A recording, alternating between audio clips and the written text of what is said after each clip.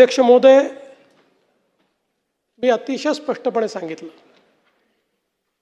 Missing लिंकवर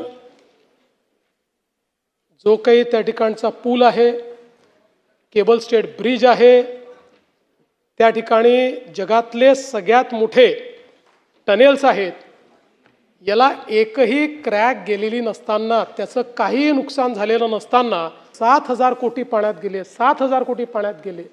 हा माझा अपमान आहे? महाराष्ट्राचाच अपमान आहे.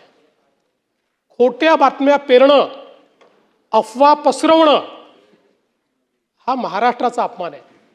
पण मी बोलता बोलता त्या ठिकाणी हिंदीमध्ये बोललो, भाडे के टट्टू. काही लोकांना त्याचे दुःख झालं आणि ते म्हणाले मुख्यमंत्र्यांनी सुसंस्कृत बोलायला पाहिजे होतं.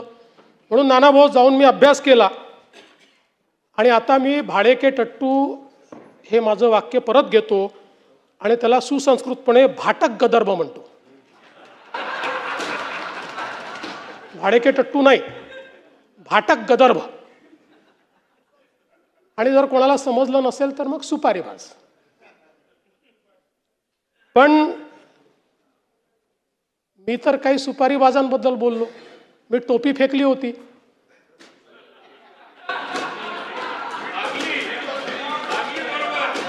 अनेकांना का लागली मला समजलंच नाही. अनेक लोकांना ती लागली. बरं ते जाऊ द्या. आता मी एक वाक्य हिंदीमध्ये बोललो. आता आशिषजी ते ज्यांना समजायला पाहिजे म्हणून बोललो, त्यांच्याऐवजी दुसऱ्यालाच मिरची लागली. आणि आमचे मिमिक्री आर्टिस्ट मला म्हणायला लागले हिंदीत का बोलले.